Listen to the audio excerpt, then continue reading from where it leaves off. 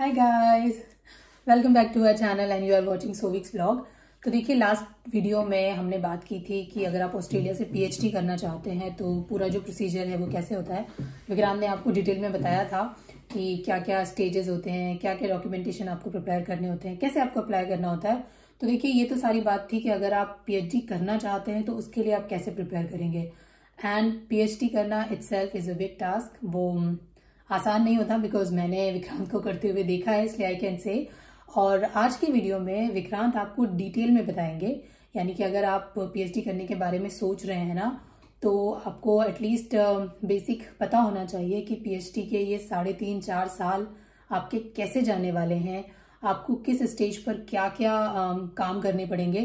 तो इन सारी बातों के बारे में आज की वीडियो में विक्रांत बताएंगे कि 4 साल आपको क्या क्या काम करना है, क्या नहीं करना है, कैसे पीएचडी की तैयारी आपको करनी है। सो यस, बताइए। हाँ, तो हमारे क्लास वीडियो में कहा था कि आपकी पीएचडी एप्लीकेशन एक्सेप्ट हो गई है, सब कुछ हो गया है। तो आपका सबसे पहला क्या होता है ना कि जब आप पीएचडी शुरू करते हैं तो आपकी सबसे पहली मीटिंग होती है आपकी सुपरवाइजरी टीम से।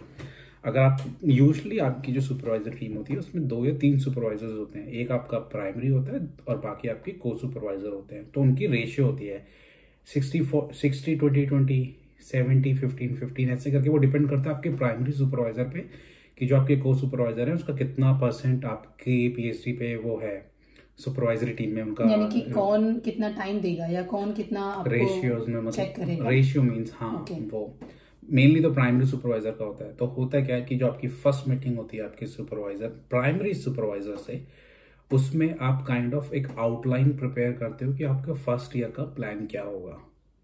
मतलब ये तो आपका क्योंकि आपका जो प्राइमरी सुपरवाइजर है उसका मेन एम होता है कि आपके ईयर वाइज लेके चले कि आपको कौन कौन से प्रोजेक्ट करने हैं और प्रोजेक्ट में क्या क्या है। आपके प्रोजेक्ट सुपरवाइजर से या प्राइमरी सुपरवाइजर से आपने डिस्कस किया कि मेरे फर्स्ट ईयर में हमें 1 करना है, 2 करना है। यूजुअली 2 से 3 प्रोजेक्ट्स होते हैं जो होते हैं, और कुछ कुछ होते हैं छोटे होते हैं, कुछ कुछ होते हैं लंबे होते हैं। वो डिपेंड होता है प्रोजेक्ट टू प्रोजेक्ट। तो आपका फर्स्ट पार्ट हुआ, अपने आपने प्राइमरी सुपरवाइजर से मिले, अपना आउटलाइन प्रिपेयर कर लिया ईयर 1 के लिए। ये तो हो गया तुम्हारे रिसर्च का पार्ट।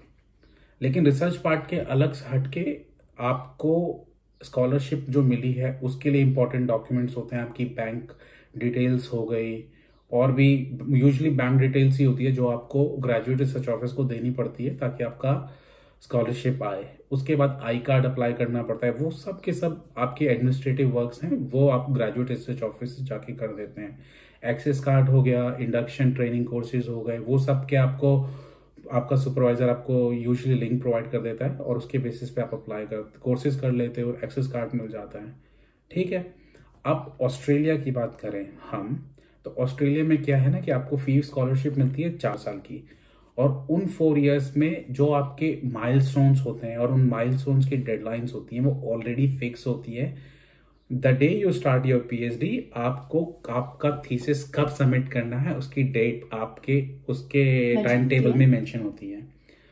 तो उसमें क्या होता है कि आपके फर्स्ट 6 इयर्स असाइन होते हैं कि आप पूरी अच्छे से लिटरेचर सर्वे करो, 6 मंथ में लिटरेचर स्टडी करो, अपना एक very good detail research plan बनाओ जो कि इंक्लूड करे आपके सभी प्रोजेक्ट जो आप अपने पीएचडी में करने वाले हो, और उसके साथ साथ उसकी टाइमलाइन कि आप कब कब खत्म करोगे और आपके मेन ऑब्जेक्टिव्स क्या है पीएचडी के टर्म्स ऑफ रिसर्च में, है ना। और वो आपको अपने सुपरवाइजर से अप्रूव कराना पड़ता है। सुपरवाइजर अप्रूव कर देता है तो उसके बाद जो आपका रिसर्च कोऑर्डिनेटर होता है, ग्रेजुएट रिसर्च कोऑर्डिनेटर होता है, आपको उसको भी मतलब वो भी ऑल थ्रू गो थ्रू करता है कि भैया जो आपने रिसर्च प्लान बनाया इज इट गुड इनफ कि आप पीएचडी कर सकते हो या नहीं कर सकते हो। तो यूजुअली वो आपका होता है कि एक काइंड ऑफ प्रोसेस है जो आपको इनिशियली 6 मंथ्स में करना होता है। लेकिन जैसे मैंने पहले भी बताया कि मैंने यूनिवर्सिटी ऑफ टेस्मेनिया से पीएचडी की है, तो हमारे यहाँ पे ना इनका आई ग्रेड करके सिस्टम है जिसके अंदर सारी डेडलाइंस, माइलस्टोन सब कुछ मेंशन होता है।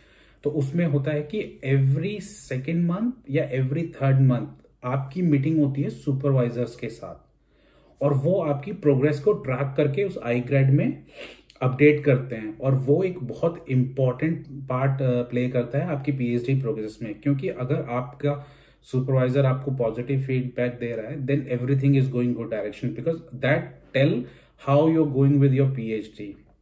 सो एवरी 2 to 3 months में आपको सुपरवाइजरी मीटिंग के साथ मीटिंग करनी है, देन प्रोग्रेस डिस्कस करनी है, क्या चैलेंजेस आ रहे हैं, आप कैसे कर रहे हो, वो सारी चीज उसमें होती है. उसके बाद जो उस पूरी मीटिंग का एक ब्रीफ समरी होती है वो आपका सुपरवाइजर उसे डाल देता है, जिसको एक्सेस कर सकते हो आप, आपका सुपरवाइजर और आपकी ग्रेजुएट रिसर्च कोऑर्डिनेटर. उसके बाद ऐसे करके होता है कि उसके बाद फर्स्ट ईयर एंडिंग आ जाती है. तो फर्स्ट ईयर एंडिंग ऑस्ट्रेलिया में पीएचडी का सबसे टफेस्ट पार्ट होता है, because by the end of year आपको करना पड़ता है आपका कंफर्मेशन जो का प्रोसेस, आप पीएचडी कंफर्मेशन होता है, और जो पीएचडी कंफर्मेशन होता है उसका प्रोसेस होता है आपको टॉक देनी है.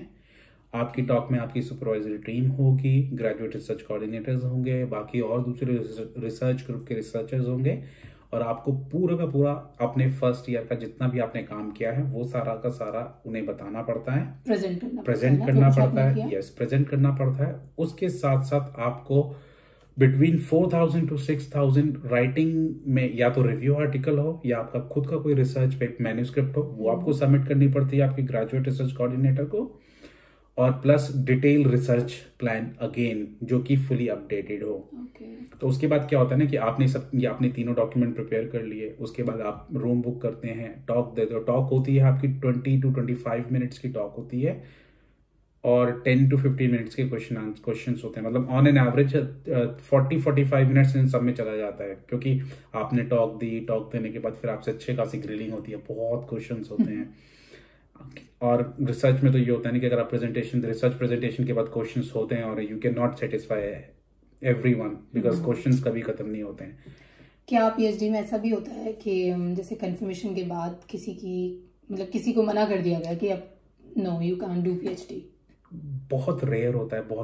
मैंने 1 या 2 ऐसी केसेस देखे हैं कि कंफर्मेशन के बाद सुपरवाइजर ने पीएचडी कंटिन्यू करने के लिए मना कर दिया, कंफर्मेशन ही नहीं होने दिया, और बोला कि no I don't want you as my PhD student. शायद इसीलिए ना पीएचडी का फर्स्ट ईयर बहुत इंपॉर्टेंट है. नहीं, हाँ एक्चुअली ये भी डिपेंड करता है आपके वर्क प्रोग्रेस प्लस आपका रिलेशन कैसा आपके सुपरवाइजर पे साथ. हैप्पी सब कुछ हैप्पी वे में जा रहा है then all good. But usually बहुत केसेस में ऐसा होता है कि जो आपकी रिसर्च प्रोग्रेस हुई है, तो जो रिसर्च प्रोग्रेस आपकी रिसर्च कोऑर्डिनेटर होती है या बाकी और टीम मेंबर्स होते हैं, वो आपकी रिसर्च प्रोग्रेस से सेटिस्फाइड नहीं है, तो वो आपको 2 या 3 मंथ्स का एडिशनल टाइम देते हैं. और उसमें फिर आपको क्या करना पड़ता है कि आपको अपनी प्रोग्रेस उसे दिखानी पड़ती है कि व्हाट यू आर डूइंग. आप एक करेक्ट डायरेक्शन में जा रहे हो, दोबारा से सब कुछ प्रेजेंट करके उन्हें सेटिस्फाई करना है. यूजुअली होता क्या है ना कि अगर आपने प्रेजेंटेशन दी, आपसे कोई क्वेश्चन पूछ रहा है और आप उसका आंसर ही नहीं दे रहे, आप क्वेश्चन ही नहीं समझ पा रहे, अगर आप मेन रिसर्च क्वेश्चन ही नहीं समझे तो फिर रिसर्च करने का फायदा नहीं है ना. तो ये चीज होती है फर्स्ट ईयर की. अगर एक बार आप कंफर्मेशन हो गए, मतलब आपकी पीएचडी कंफर्मेशन डन हो गई, then it's relaxing for you, because आपको फिर ईयर 2 और ईयर 3 का एक अच्छा खासा टाइम फ्रेम मिल जाता है, जिसमें आप अपना जितने भी आपके रिसर्च प्रोजेक्ट हैं उसमें अच्छे से टाइम स्पेंड करके अच्छे से अपना रिसर्च करके रिसर्च आउटपुट दे देते हैं. But every 2 to 3 months supervisory teams की जो मीटिंग्स होती हैं वो continue from year 1 to year 4 चलती रहती हैं. मैं ईयर 4 इसलिए बोल रहा हूँ बिकॉज 3.5 years से ज्यादा लग ही जाते हैं पीएचडी में. ठीक है. और उसके बाद जो सेकंड, जैसे अभी फर्स्ट ईयर खत्म होता है तो फर्स्ट ईयर के एंड में आता है कंफर्मेशन टॉक.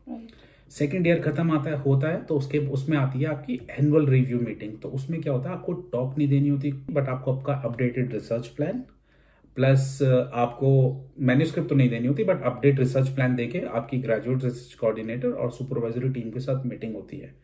और उसमें ये चीज डिस्कस होती है कि how you going through with your PhD. अगर आपको कोई चैलेंजेस हैं या कोई प्रॉब्लम है या कोई डिफिकल्टी आप फेस कर रहे हो, तो वो कैसे ठीक कर सकते हैं. जैसे चैलेंजेस और डिफिकल्टीज होती है, बहुत बार होता है कि रिसर्च में डेटा ही नहीं आता है, कोई मशीन खराब हो गई, मशीन को ठीक करने में हो गया, तो कुछ फैक्टर्स होते हैं जो पॉसिबल आपकी पीएचडी के प्रोजेक्ट को डिले कर देते हैं, जिसकी वजह से आपकी पीएचडी डिले हो जाती है. तो यूजुअली होता है क्या है कि second year PhD annual review में वो डिस्कस करते हैं कि आप 3 या 3.5 ईयर में पीएचडी फिनिश कर लेंगे या नहीं कर लेंगे, अगर या आपको एक्सटेंशन चाहिए या नहीं चाहिए, वो सेकंड ईयर रिव्यू से शुरू हो जाता है. हाँ, उसके बाद फिर सेकंड ईयर खत्म हुआ, ऐसे ही थर्ड ईयर रिव्यू आ जाता है. जब थर्ड ईयर एनुअल रिव्यू होता है तो उसमें ये चीज देखी जाती है कि आपका कितना % वर्क खत्म हो गया है और कितना बाकी है। तो यूजुअली क्या होता है कि जब आप थर्ड ईयर रिव्यू करने जाते हो तो मोस्ट केस में आपका अप टू 80% वर्क कंप्लीट हो जाता है और थोड़ा सा काम बाकी होता है कि 20 या अराउंड 20% जो आपको विद इन आप 3 to 4 मंथ्स में खत्म कर दोगे और उसके बाद थीसिस राइटिंग और सबमिशन। तो जो आपका थर्ड ईयर रिव्यू होता है उसमें ये चीज होती है कि आपको जो आपका ग्रेजुएट रिसर्च कोऑर्डिनेटर होता है वो पूछता है कि भाई आपके 3.5 years खत्म होने वाले हैं when you will submit your PhD thesis. Okay, तो पीएचडी का जो सबमिशन या फाइनल जो करते हैं वो थीसिस के बेसिस पे करते हैं या मैंने पब्लिकेशंस भी होते हैं ना आप लोगों के? थीसिस वो होता है कि आप थीसिस सबमिट ऑर्थोडॉक्सली जो ट्रेडिशनल वे होता है वो वैसे कर रहे हो या थीसिस सबमिट कर रहे हो बाय पब्लिकेशन। वो जो थीसिस होते हैं वो 2 टाइप हो जाते हैं। तो ये हो गया, जैसे मैं आपको बता रहा हूँ ना भाई 3 year एनुअल रिव्यू हो गया, लेकिन 3 year एनुअल रिव्यू होने के बाद जब आपका 4th ईयर स्टार्ट होता है, जो कि मोस्टली सबके केसेस में होता है कि 4th ईयर आता ही आता है, तो उस केस में क्या होता है कि जो आपका ग्रेजुएट रिसर्च कोऑर्डिनेटर है उसके साथ आपकी मीटिंग होती है एवरी 3rd month।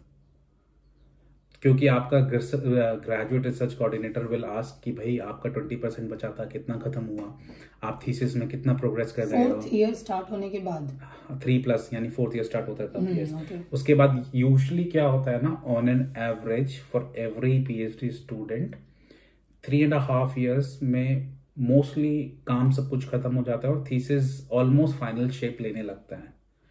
तो उसके बाद ये होता है कि 4th ईयर में एवरी 2 to 3 months के बाद आपका ग्रेजुएट रिसर्च कोऑर्डिनेटर आपको पुश करता है कि कितना खत्म हुआ, मुझे रेगुलर अपडेट चाहिए, आपको कितना टाइम और चाहिए, कितना बाकी है। तो ऐसे करके 4th ईयर मतलब 4th ईयर तो इटसेल्फ बहुत बिजी होता है बिकॉज आप सब कुछ रैप अप कर रहे होते हो। आपका 3 साल का रिसर्च का काम होता है, उस सबको आपको मैन्युस्क्रिप्ट्स आपकी इधर उधर या तो आप सबमिट करने वाले होते या सबमिट हो गई होती है, थीसिस लिख रहे होते हो। थीसिस इटसेल्फ एक हीडियस जॉब है बिकॉज इट्स लाइक कि आप थीसिस के लिए भी कुछ मिनिमम वर्ड लिमिट होती है पीएचडी में? मिनिमम एज सच तो मतलब यूजुअली अगर आपने 3 साल 4 साल काम किया तो आप 50,000 60,000 वर्ड तो एज यूजुअल नॉर्मल है, चले जाते हैं। लेकिन हाँ, अगेन इट डिपेंड्स कि आपकी सुपरवाइजरी टीम से और आपके उसमें कि आप कितना लेंदी थीसिस हो रहा है आपका। But most of the cases में ऑन एन एवरेज 60 to 80,000 के बीच में वर्ड्स चले जाते हैं इजीली फॉर पीएचडी थीसिस। जब आप थीसिस सबमिट करते हो ना, उससे पहले आपको intent to thesis submit university को बताना होता है। तो उसके लिए आपको क्या करना पड़ता है कि आपका थीसिस एब्स्ट्रैक्ट लिखना होता है और एब्स्ट्रैक्ट को आपके वही iGrad पे या जो भी उनका पोर्टल होता है उस पर सबमिट करना पड़ता है। और उसके बाद उसमें मेंशन करना पड़ता है कि when you are intended to submit your PhD thesis.